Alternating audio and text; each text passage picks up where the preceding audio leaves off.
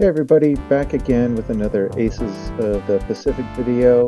It's been a couple months since the last one. I've had these recordings just kind of sitting on a hard drive and have had a lot of family stuff and life stuff going on. I haven't been able to get to them, but I saw a few comments this morning on some of the videos I posted. People seem to be enjoying them, and so kind of got me inspired to dust this one off here and post it for y'all. So appreciate you, all like 4 of you, engaging with this, and hopefully it's bringing back some good memories. This mission it's actually a historical one. I can't remember if it was part of a campaign I did or not. I think it might have been, where we are defending the Hornet. It's called The Hornet Gets Stung, and I don't know all the historical context about it, but basically it's a big, wave after wave of incoming Japanese planes that you have to defend against. And pretty fun. Actually, it reminds me a lot of like the X-Wing flight sim games where you'd have to defend against wave after wave of TIE bombers. But this was a pretty good one, and I actually also decided to, instead of cutting the final like perfect version of the mission, to kind of peel back the curtain a little bit and show you just how many times I have to redo this sometimes, because you'll be flying against a flight of enemy fighters, and maybe you'll hit them or you'll get shot down and bail out, and I don't always find that particularly visually or narratively interesting. But on this one, I kind of figured, let's show everyone I'm not like the absolute world's best pilot. I kind of use a little movie magic here and there to do that. So we'll go ahead and get into the mission in just a sec here, but I want to say I've also been playing a lot of Aces over Europe, and so once I start recording stuff for that, you'll see some videos from that as well. So here we go. Yeah, the Hornet gets stung. We've got an incoming raid, and we're flying an F4F. Here's my difficulty stuff. So you already start in the air, don't have to take off.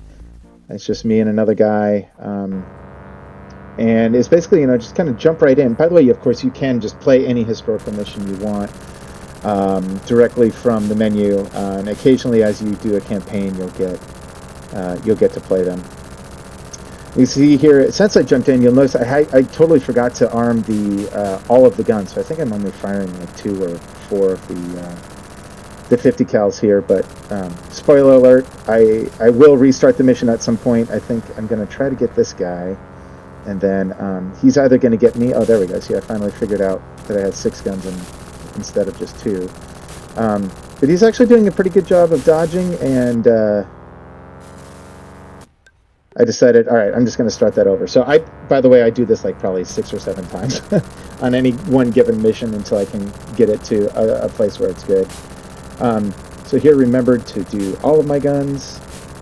I've got other fighters going along, and for the most part, this is actually a fairly easy mission. You've got a lot of bombers, not a lot of fighters, so it's just kind of like a turkey shoot. Of course, you got to watch out for the rear gunners on some of these planes.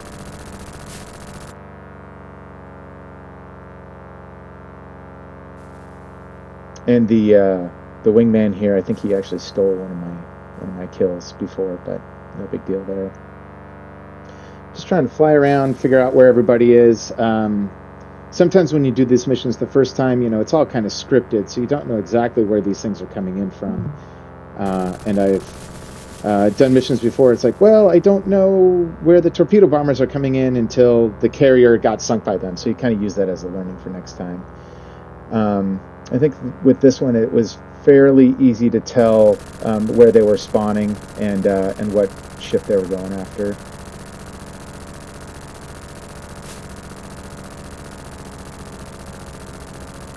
I'm using my strategy of unlimited ammo and just fill the sky with as many bullets as I can, because I'm not all that good of a shot. You see there, one down, and then see these 2 guys just appeared. So they were either already on script or had just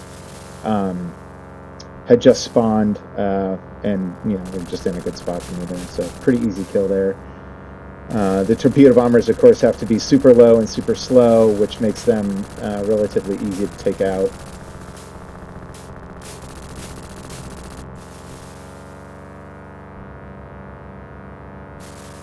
You can see I'm adjusting the throttle to full and back. I try to really monitor the temperature stuff. If you have the engine burnout turned on in the difficulty and you go at 100% the entire time, you'll eventually lower your max RPM, so lower your top speed, which is kind of how the way that the game kind of measures damage. So if you get hit, all of a sudden you can't accelerate as much or get as high top speed, all that. I had my landing gear down. That was cool.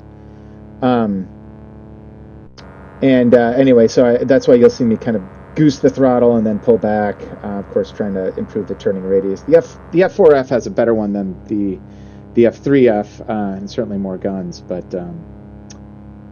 still not as nimble as some of the Japanese fighters. Certainly not as much as the Zero. And then here, no, I kind of got into a weird thing where we're just flying around. I probably should have waited longer ultimately, but I'm looking around for planes, and you can see me on the radio here trying to just use the friendly AI to see, like, is there anyone here? Because even if you can't see them and you say, bandits to the left, and they can see them, then they'll identify it, and you can send your people into attack, and they'll get off of this regular just kind of patrol mode. But here I'm just kind of like, well, it seems like the mission is either done or soft locked. I wasn't quite sure what exactly was going around. So just, little scenic flyby here. There's another element that I can't control through AI. And you see, I'm also trying to check to see if the mission is actually over. That's that little hint I think I talked about in a separate video, where if the mission is done and you hit escape, it'll say, yeah, your mission's complete, and then you can just be done. This would imply that the mission is not over and there are more planes coming, and maybe I just dispatched all of the initial wave a little bit too quickly. Don't know. So until such time as I figured that out, I was just kind of flying around thinking, oh, maybe there's level bombers, dive bombers at a higher altitude. Not quite sure.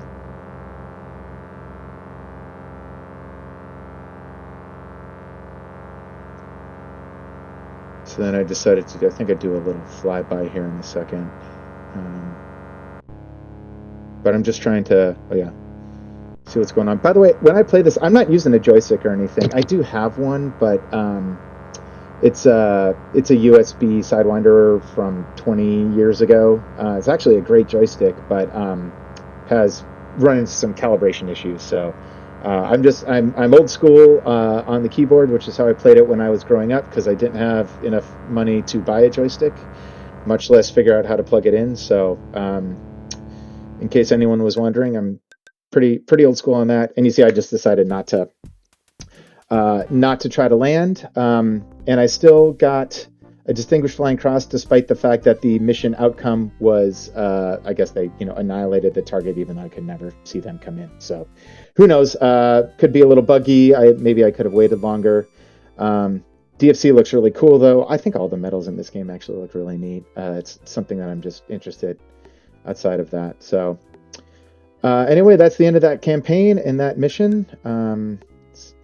Forget what I choose here. I think I just go for another Wildcat as part of the Navy. So anyway, thanks very much for watching. I'll try to get a few more recorded here as I have time, and I'm just glad that everyone's appreciating it.